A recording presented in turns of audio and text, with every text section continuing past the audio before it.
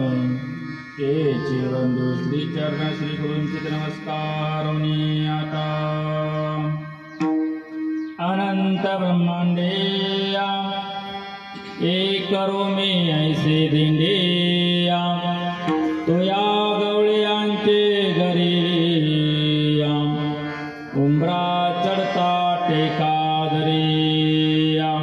श्रीमंत श्री जगद्गुरु तुकोबरा या अभंगातून भगवंताच्या स्वरूपाचं वर्णन करून भगवंताचं कार्य सांगतात.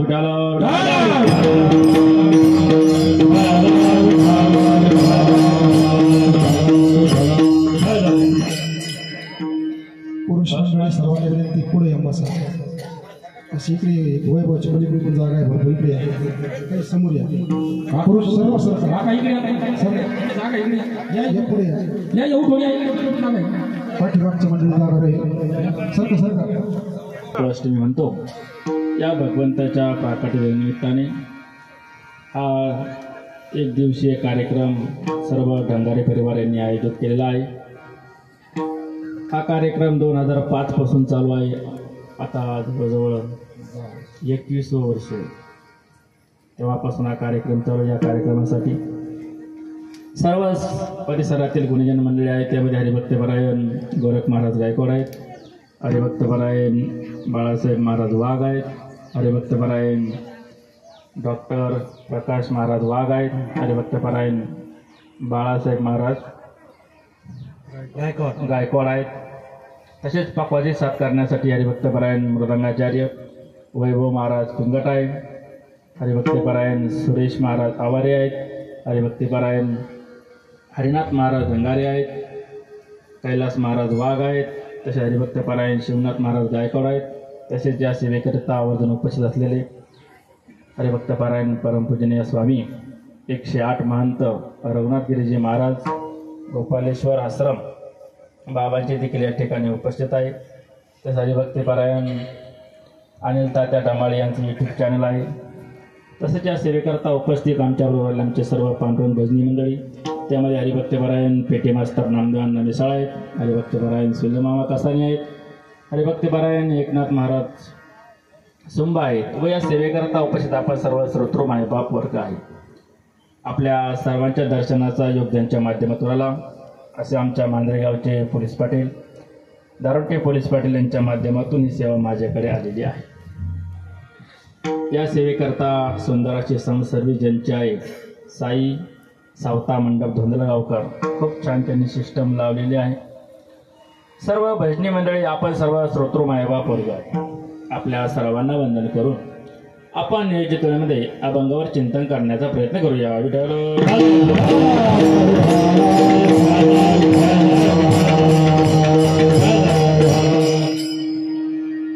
कीर्तन रूपी सेवेकरता निवडलेला अभंग जगद्गुरु तुकोबरा यांचा असून जगद्गुरु तुकोबरांनी या अभंगातून भगवंताच्या स्वरूपाचं वर्णन करून भगवंताचं कार्य सांगितलेलं आहे. आज ही कीर्तनाची सेवा काल्याची कीर्तनाची सेवा आहे. गोपाळ काल्याच्या निमित्ताने आपल्या वारकरी संप्रदायाच्या नियमाप्रमाणे आपण अगोदर अभंगाचं चिंतन करू. राहिलेल्या वेळामध्ये भगवंताचं जन्माचं चिंतन करू आणि भगवंताने जे चरित्र केलं त्याचे देखील आपण चिंतन करणार आहोत. तुकोबरांनी या अभंगामध्ये 3 मुद्दे सांगितलेले आहेत. पहिला मुद्दा आहे की भगवंताचे जे स्वरूप आहे ते किती मोठं आहे, परमात्मा किती मोठा आहे. दुसरा मुद्दा आहे परमात्म्याच्या ठिकाणी किती शक्ती आहे, किती ताकद आहे, किती बळ आहे. आणि तिसरा मुद्दा आहे की परमात्म्याच्या ठिकाणी किती कला आहे, किती चातुर्य आहे. या 3 मुद्द्याचं वर्णन तुकोबरांनी या अभंगामध्ये केलेलं आहे.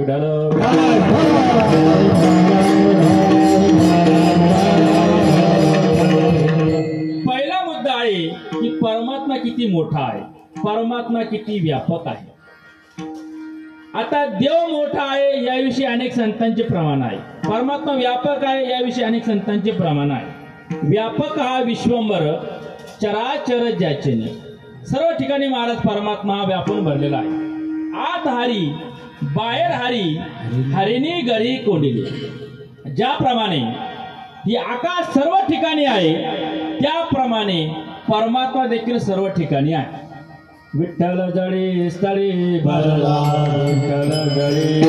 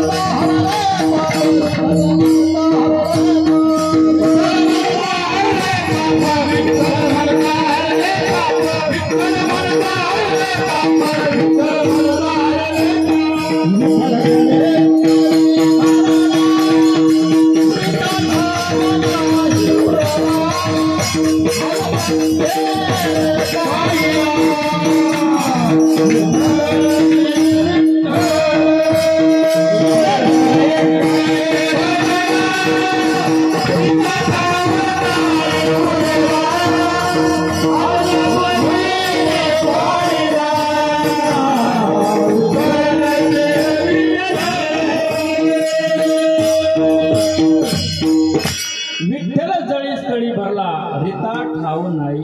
परमात्मा नाही अशी महाराज कुठलीच जागा नाही. सर्व ठिकाणी परमात्मा. भगवान आपली व्याप्ती सांगत असताना 10व्या अध्यायामध्ये बोलतात, अथवा बहुनेतेन किम्नातेन तवार्जुन विष्टाभ्यमिदं कृष्ण मे कांक्षिणस्तो जगत. भगवान बोलतात ही संपूर्ण जगत आहे का, ही माझ्या एका अंशावरती स्थित आहे. एवढा मोठा परमात्मा आहे. सर्वत्र संपूर्ण गगन जैसे तो नसे ऐसा कवन ठाव असे. सर्वत्र संपूर्ण गगन जैसे आकाश सर्व ठिकाणी आहे त्याप्रमाणे महाराज परमात्मा सर्व ठिकाणी आहे. तुम्ही म्हणशाल महाराज जर परमात्मा प्रत्येक वस्तूच्या ठिकाणी आहे, सर्व ठिकाणी परमात्मा आहे, तर आम्हाला दिसत का नाही? तर महाराज आपल्या ठिकाणी परमात्म्याला पाहायची लायकी नाही. आपण त्या योग्यतेचे नाही. ज्यांनी आपल्या ठिकाणी योग्यता प्राप्त केली त्या संतांना महाराज सर्व ठिकाणी परमात्मा दिसला. सर्व संतांचीच प्रमाणे आहे. आता आपण आपल्याला दिसत नाही. हरीच्या दास हरिदास महाराज बरोबर प्रमाण दे हरिपाठामध्ये प्रमाणनाथ महाराजांच्या. आता कीर्तनामध्ये देखील महाराज परमात्मा आहे. कीर्तनामध्ये देव असतो महाराज. म्हणून कीर्तनकाराचं कर्तव्य आहे त्याने बोलत असताना अभंगावर बोललं पाहिजे. अभंगाच्या बाहेर गप्पा त्याने मारू नये, कारण स्वतः देव असतो. भक्ती ज्ञान विरहित गोष्टी न करा.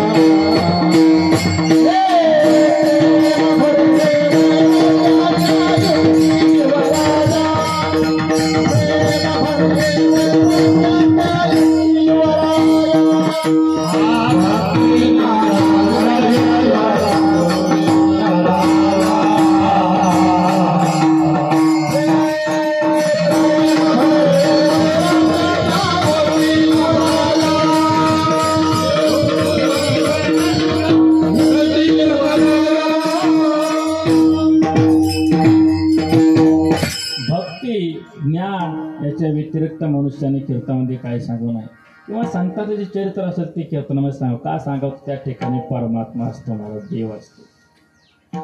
आता परमात्मा या ठिकाणी आहे, आपल्याला दिसत नाही. अहो सामान्य व्यक्तीला दिसत नाही, यात काय नाही. आमच्यासारखं महाराज लोकांना देखील महाराज देव दिसत नाही.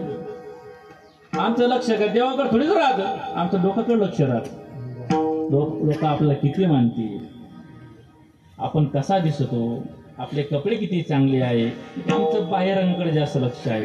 पण महाराज कीर्तनामध्ये देव असतो संतांचे प्रमाण.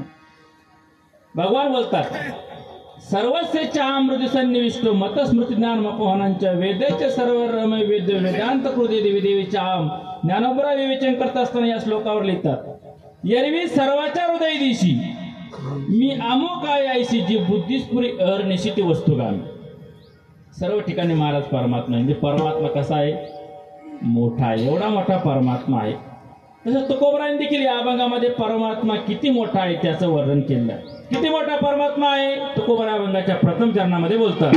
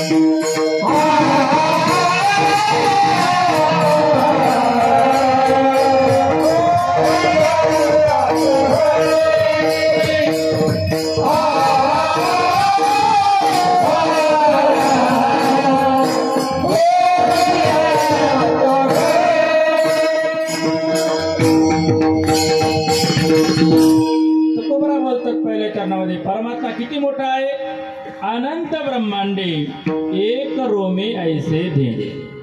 परमात्म्याच्या एक एक रोमावरती अनंत ब्रह्मांडे आहे. पहिला शब्द आहे अनंत वापरलेला आहे.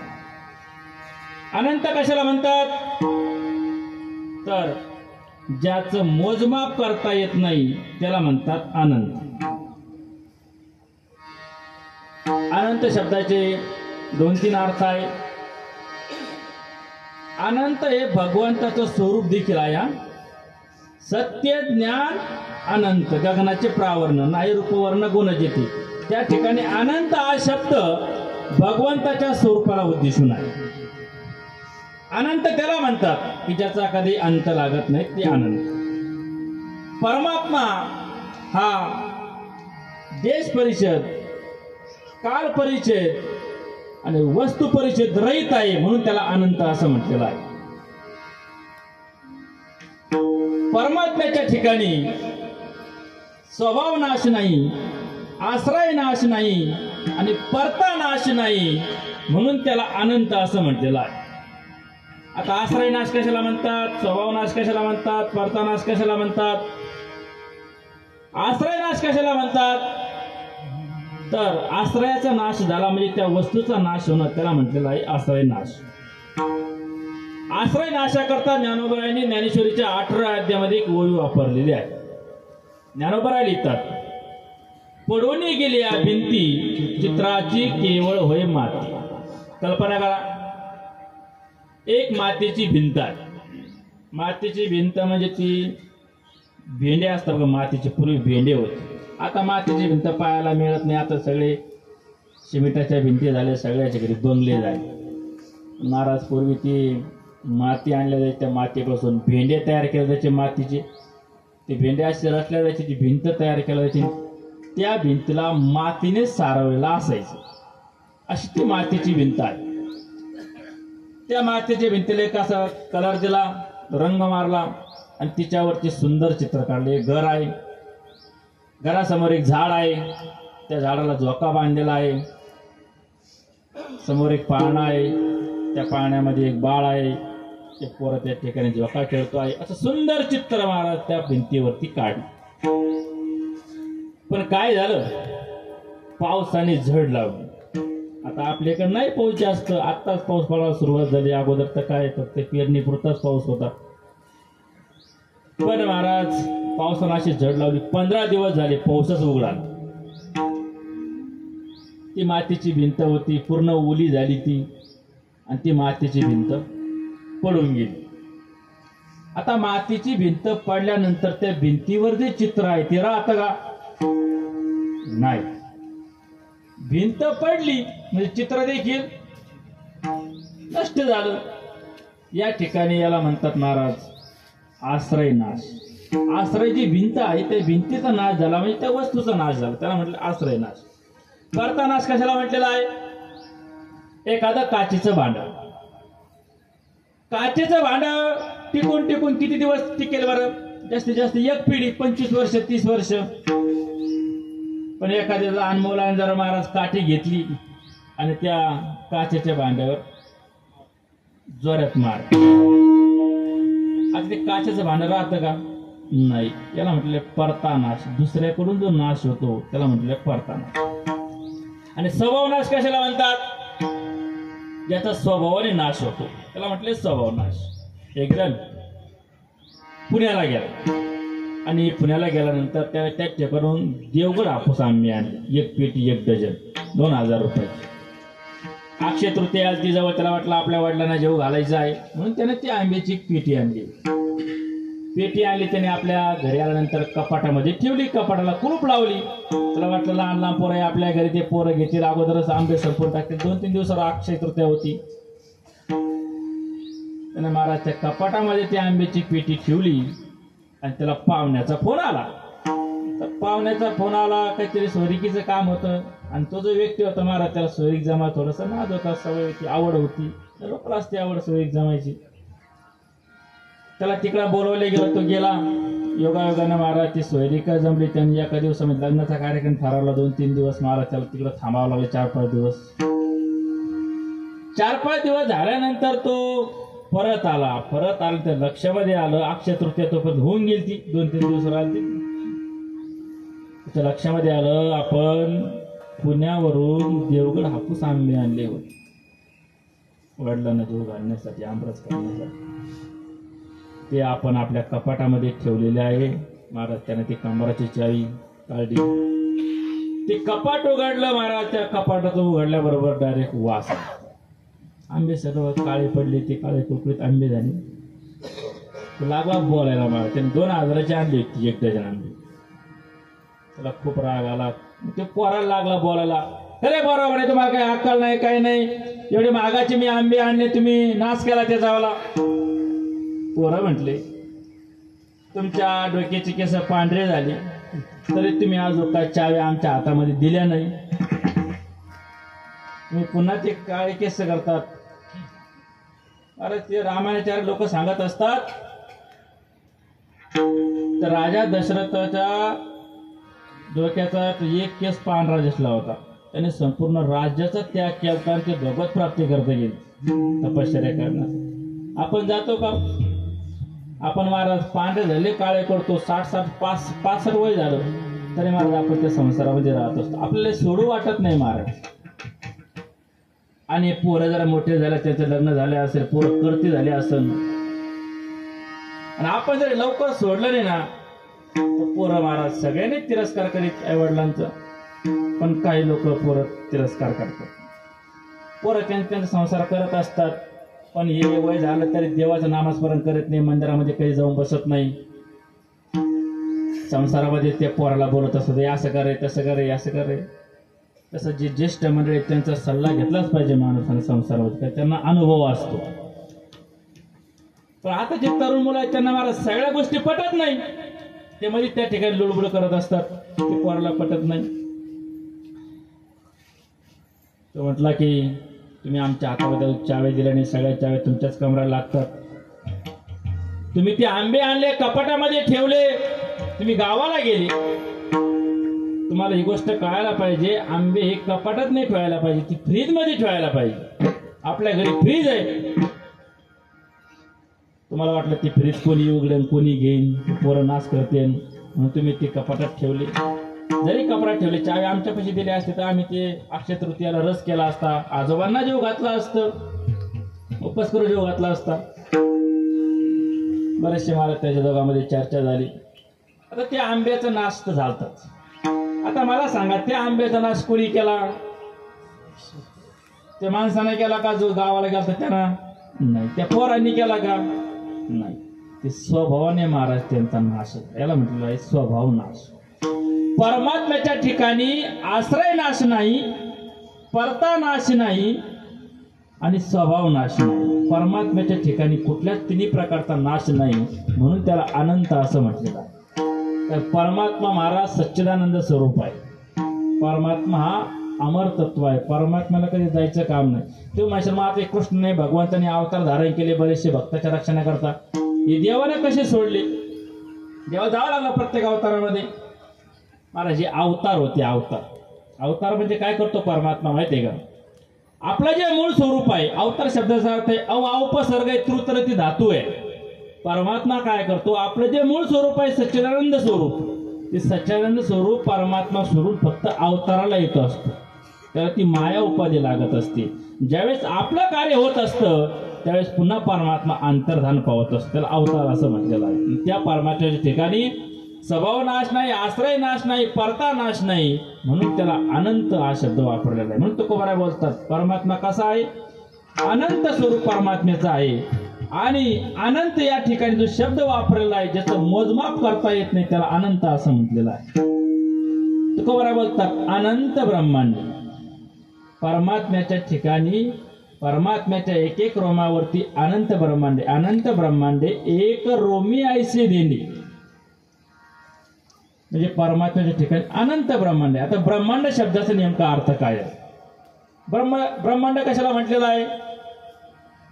ब्रह्मांड म्हणजे ब्रह्मदेवाच्या कक्षेमध्ये जो भाग येतो त्याला म्हटलेला आहे ब्रह्मांड. त्या ब्रह्मांडामध्ये 14 लोक येतात. पाताळातील 7 लोक आणि वरचे 7 लोक.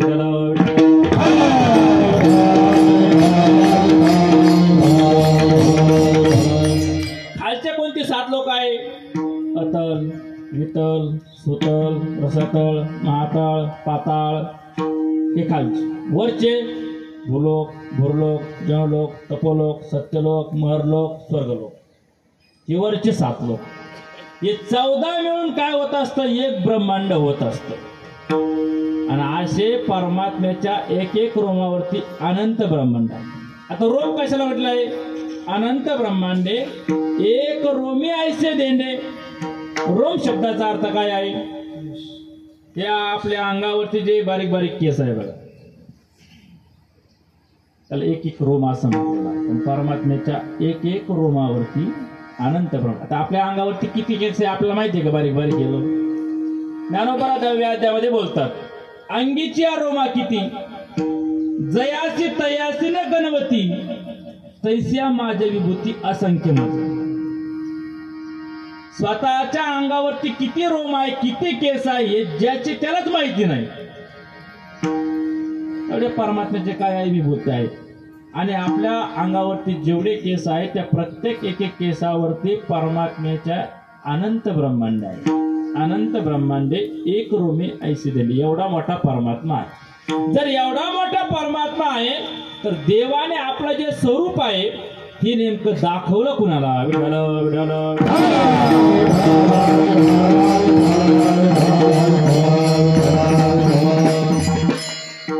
देवाचं महाराज मोठं स्वरूप आहे, विराट रूप आहे, ते भगवंतांनी तिघाला दाखवलेलं आहे.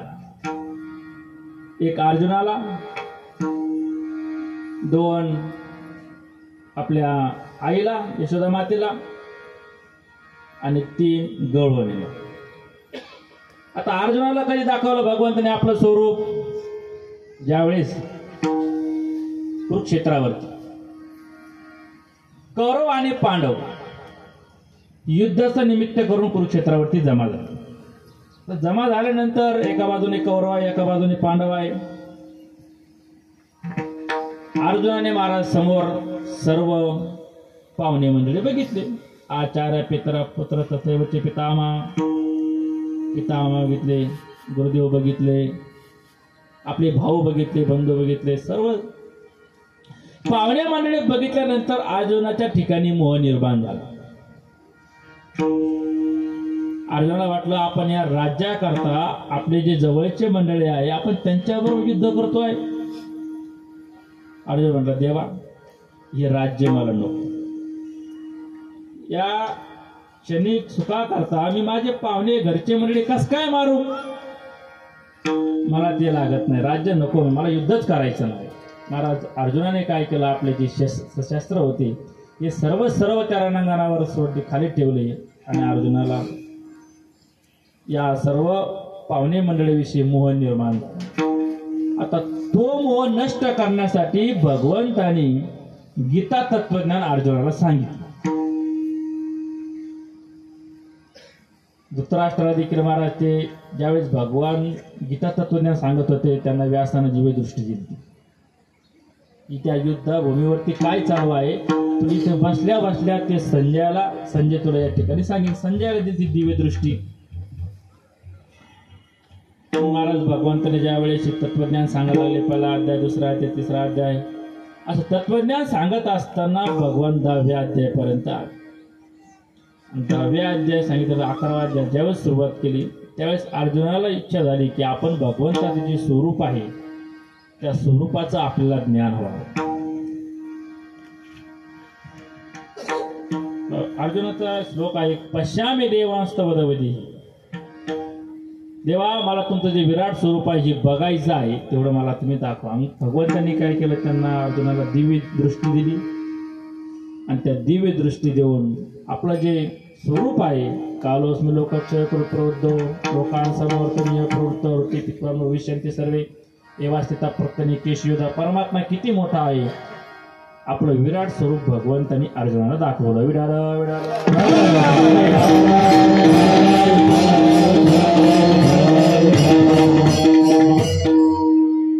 दुसरं भगवंताने आपलं विराट स्वरूप हे यशोदा मातेला दाखवलं.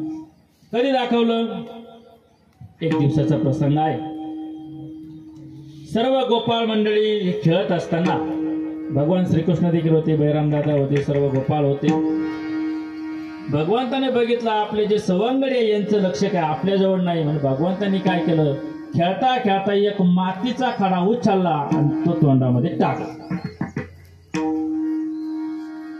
महाराज जरी सर्व गोपाळ खेळत होते पण त्यांचं जे लक्ष होते कोणाकडे होतं, देवाकडेच होतं. तो खडा टाकला मातीचा तोंडामध्ये भगवंतांनी. त्यावेळेस महाराज तो त्यांनी बघितला. बळीराम दादांनी सांगितलं, पोराव जा म्हणे आता यशोदा मायाला सांगायला. देवाने माती खाल्ली म्हणे, कृष्णाने माती खाल्ली. पोरं पळतच गेले. यशोदा मायाला सांगितलं, मैया मैया आज कृष्णाने माती खाल्ली म्हणे, माती खाल्ली. म्हटल्यानंतर महाराज यशोदा मैयाने हातामध्ये काठी घेतली आणि कृष्णाजवळ आले. कृष्णाला हाताशी धरलं. कृष्णा तो माती खाल्ली का रे? आई म्हणे, कृष्ण मला नाही आई, मी माती खाल्ली नाही. माती खाल्ली नाही? मग आ कर. भगवान काय आ करीना. भगवान म्हटलंय, माती काय खायची गोष्ट आहे का? म्हणले असं काही नाही, खायची गोष्ट लोक खातात असं काही नाही. काही काही लोक मुरून खातात, काही काही डांबर खातात, मागे एकदा पेपरला अर्थ एका गावच्या सरपंचानं संपूर्ण गावचे संडास खाऊन घेतले.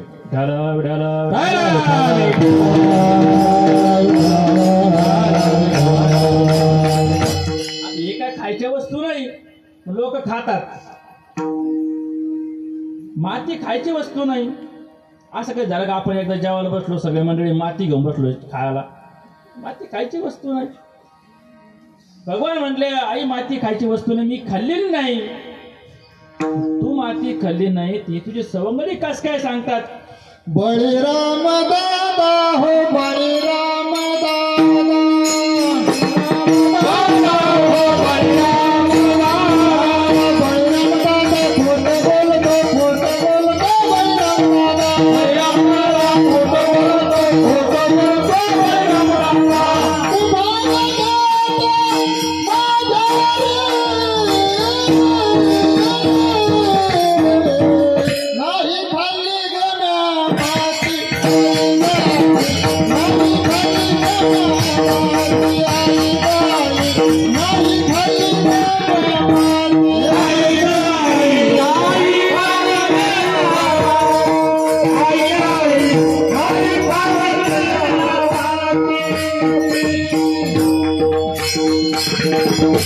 आईनं खरंच माती खाल्ली नाही. आई म्हणते अरे तुझा भाऊ सांगू राहिला बळीराम दादा तो माती खाल्ली म्हणून. भगवान म्हणते साक्ष घेत असताना कधी भावबंधाची साक्ष घ्यावं नाही. भावबंध कधी पाण्यातच पाहते. सगळ्यांनी पाहत पण काही पाहतात ते कोणाला. बळीराम सांगू राहिला मी माती खाल्ली, तू खुशाल त्याचं ऐकू राहील. मी सांगतो माझं ऐक ना, मी तुझा मुलगा आहे. मी सत्यवादी आहे, मी खोटा बोलत नाही कधी. म्हणजे यशोदा माया म्हणे तू खरं बोलतो. आणि बळीराम दादा सांगू राहिला ते खोटं आहे. बरं जाऊ दे, बळीराम दादा खोटं बोलतो ना मान्य आहे. पण तू आता माती जरा खाल्ली नसेल, तू फक्त वरती मुख कर, आ कर. आता भगवान काय आ करेना. भगवंताला वाटलं की आपण नेमकं कोण आहे की यशोदा मैयाला आपण दाखवायला जावं. महाराज भगवंतांनी ज्यावेळेस आ केलं त्यावेळेस भगवंताच्या मुखामध्ये 14 भुवनं. भुवनाच्या पोटे 14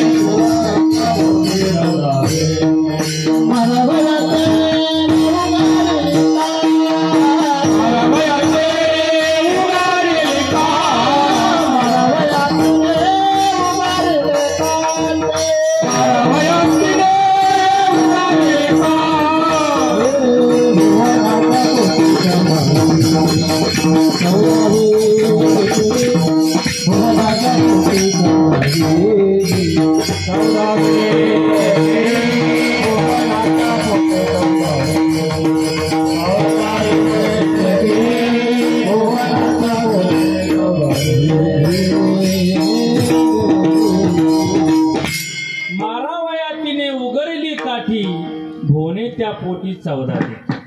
ज्यावेळेस यशोदा मैयाने महाराज भगवान श्रीकृष्णाला मारण्यासाठी काठी उघडली त्यावेळेस भगवंतांनी आ केला आणि आपल्या मुखामध्ये 14 भुवनं टाकली. यावेळेस भगवंतांनी काय केलं तर यशोदा मैयाला आपलं विराट स्वरूप दाखवलं. आणखीन एक प्रसंग आहे. तर भगवान श्रीकृष्णाचंच काला असल्यामुळे भगवान देवाचं चरित्र आपलं वर्णन करायचं. भगवान श्रीकृष्णाचं भगवंताने काय केलं महाराज त्या गोकुळामध्ये जास्त दिवस खोड्या केल्या. नुसतं भगवान खोडे करीत होते.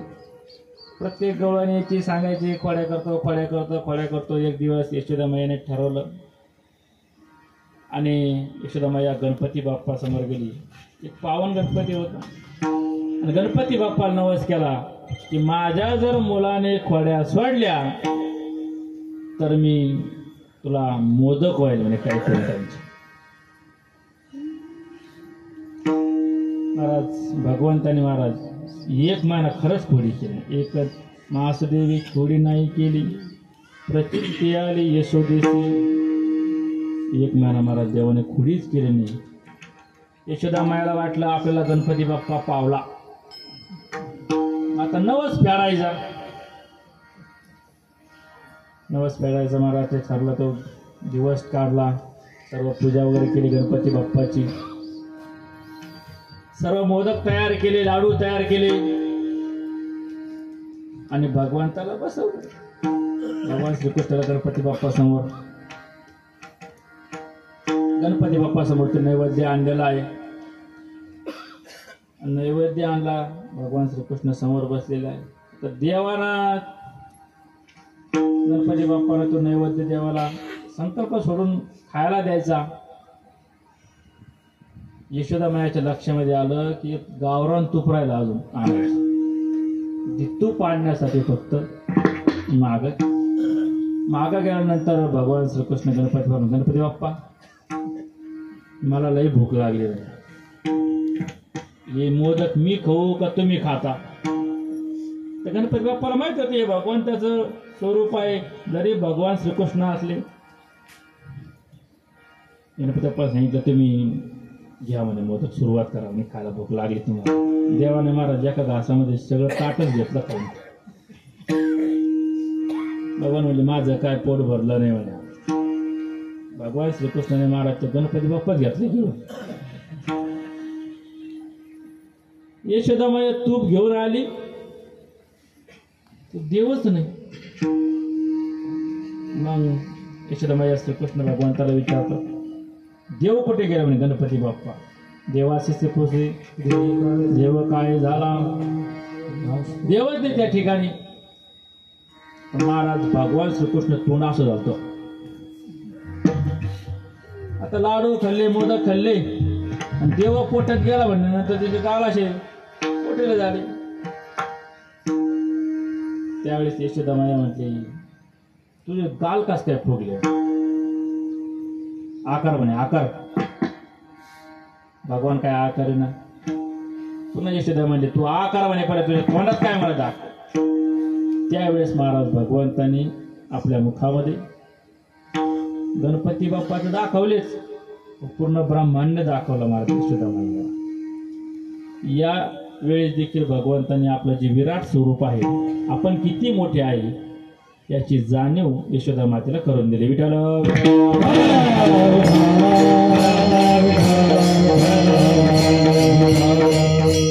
आणखीन गवळण्या देखील एक वेळेस भगवंताने आपलं विराट स्वरूप दाखवलं. आता उदाहरण मी सांगणार नाही आपल्या समोर. एवढा मोठा काय आहे तर परमात्मा आहे. म्हणून तुकोबाराय बोलतात, अनंत ब्रह्मांडे एक रोमी ऐशी दिंडी. अशी जे ब्रह्मांड आहे परमात्म्याच्या एक एक रोमावरती अनंत आहे. आणि असा एवढा मोठा असलेला परमात्मा तो गवळीयांच्या घरी आहे. अभंगाच्या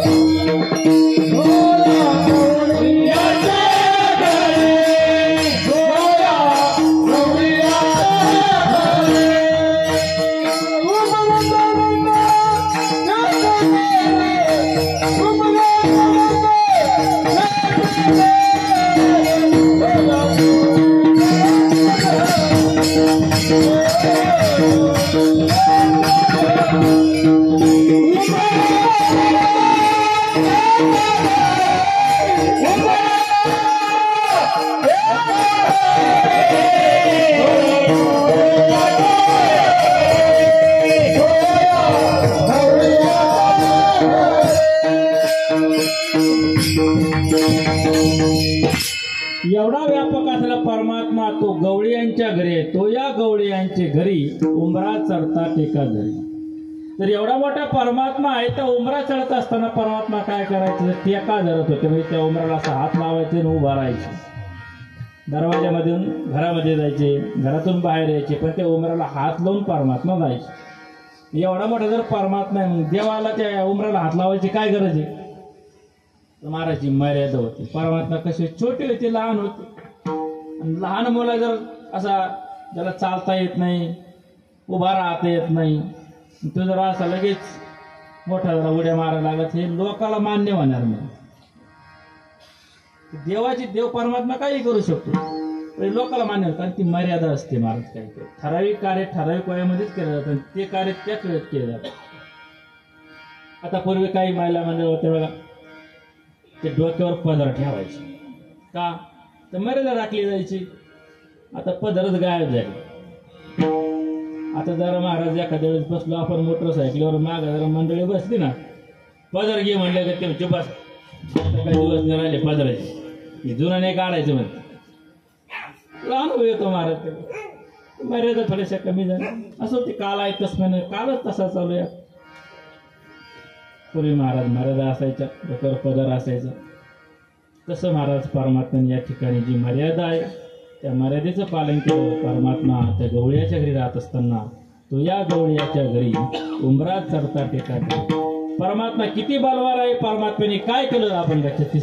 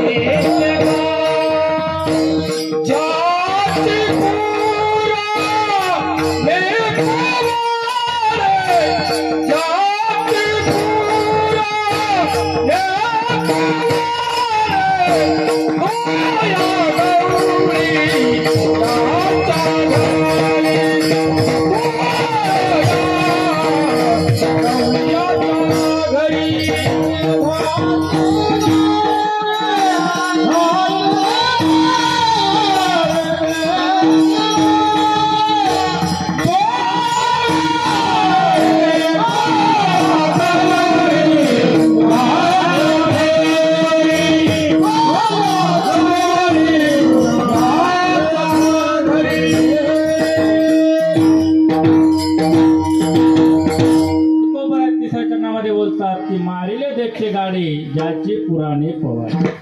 त्या परमात्म्याने काय केलं तर मारिले दैत्य गाडे. गाडे म्हणजे मोठाले. भगवंताने मोठमोठे दैत्य मारले. त्याचं पुराणामध्ये वर्णन आलेलं आहे. याचे पुराणे पवार. आता भगवंताने महाराज दैत्य मारले हे 3 शक्तीतून मारले. परमात्म्याच्या ठिकाणी 3 प्रकारची शक्ती असते. एक कर्तुम शक्ती असते, एक अकर्तुम शक्ती असते, एक अन्यथा कर्तुम शक्ती असते. या 3 शक्तीच्या माध्यमातून भगवंताने अनेक दैत्य मारले. कर्तुम शक्तीच्या माध्यमातून कोणकोणते मारले जातात? शक्तासूर आपण गोपाळ काळामध्ये ऐकत असतो. अकर्तुम शक्तीच्या माध्यमातून देखील महाराज भगवंतांनी काही दैत्य मारले. कोणते मारले? एक कालयवन नावाचा राक्षस होऊन गेला गोपाळीचा. खूप बलवान होता. त्याला असं वाटायचे की आपल्यावर युद्ध करायला आपल्यासारखा बलवान पाहिजे. तो नुसता असा एखादा योद्धा कोण आपल्यावर युद्ध करेल, कोण आपल्यावर युद्ध करेल असं शोधत असायचं. एक वेळेस त्याला नारद महर्षी भेटले. ते नारद महर्षी माझ्याबरोबर या पृथ्वीवर युद्ध करायला कोण आहे सक्षम? आहे म्हणे एक जण सक्षम. कुठं आहे म्हणे? द्वारकेला. म्हणजे महाराज त्याने लगेच द्वारकेला वेढा दिला. द्वारकेला वेढा दिल्यानंतर बरेच दिवस झाले पण त्या द्वारकेतून तर कोणी बाहेर येईना. मग एक सेवक पाठवला, जा म्हणे कोणी द्वारकेमध्ये कृष्ण, त्याला सांगावं काल येऊन आलेला आहे युद्ध करण्यासाठी. सेवक गेले महाराज, ते सांगितलं बाहेर काय कोणी आलं नाही, फक्त तिकडून येत असताना एकच व्यक्ती दिसलं. त्याला वाटलं आता हा कोण आला व्यक्ती, त्याने काय भगवान श्रीकृष्ण कधी पाहिलंच नव्हतं. बरं युद्ध करायचं असेल तर हा तर भरपूर सैन्य घेऊन आलता, याच्याबरोबर तर सैन्य बी नाही, हा योद्धा म्हणावा, हा कृष्ण म्हणावा. असे भगवान जवळ आले. काल येवा नाही त्याला विचारणार कोण आहे म्हणे तो कृष्ण. तू कृष्ण आहे का म्हणे. अरे थांब म्हणे मला त्यावर युद्ध करायचंय. मला भगवान लागले पळाय. भगवान पळायला लागल्यानंतर हा देखील रथाच्या खाली उतरला. हा भगवान त्याच्या मागे पळतो. आता भगवान तरुण होते, हा थोडासा वयोवृद्ध होता. हा थोडा थकला की भगवान पुन्हा थांबायचे, त्याला अशी जवळ येऊन द्यायची. तो जवळ आला पुन्हा भगवान पळायचे. असं महाराज त्याला पळत पळत पळत पळत एका गुहेमध्ये नेलं. गुहेमध्ये एक तपस्वी साधू होते, तपश्चर्या करत होते. त्यांनी तपश्चर्या करून देवाकडून वरदान मागून घेतलं, माझ्या इच्छेविरुद्ध जो कोणी मला उठीत तर त्याच्याकडे पाहिलं की तो कापडासारखा जळून जाईल, असं वरदान मागून घेतलेलं होतं. त्या ठिकाणी ते महाराज निद्रस्थ आश्रमामध्ये होते. भगवान थोडं पुढे गेले. भगवंताने आपल्या अंगावरचं वस्त्र त्याच्या अंगावरती टाकलं आणि असं बाजूला जाऊन बसले, वरायले आडुंगी.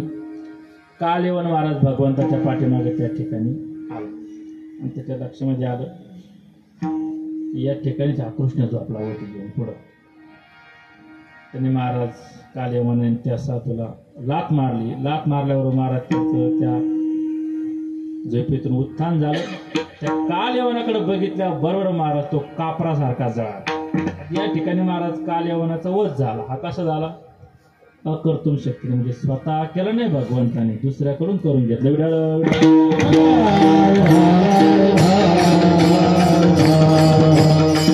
अन्याच्या कर्तुम शक्ती देखील भगवंताने अनेक राक्षसांना मारलेला आहे. संत पवार बोलतात की मारले दैत्य गाडे ज्याची पुराणे पवाडे, आणि परमात्म्याच्या ठिकाणी काय आहे, किती कला आहे अभंगाच्या शेवटी. तू का म्हणे कळा तू का म्हणे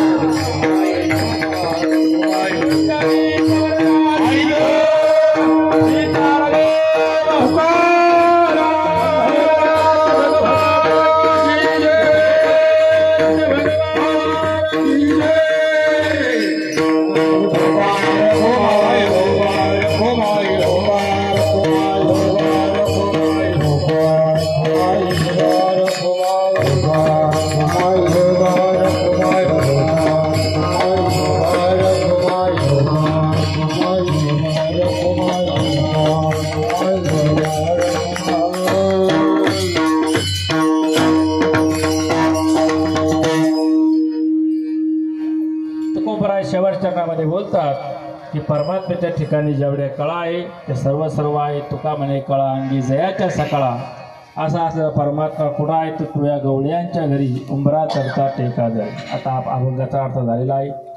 आता आपल्या भगवंताच्या जन्माविषयी थोडंसं चरित्रवर्णन करायचं आहे. कारण हा जो कार्यक्रम आहे हा भगवंताच्या जन्माष्टमी निमित्ताने आहे. थोडक्यात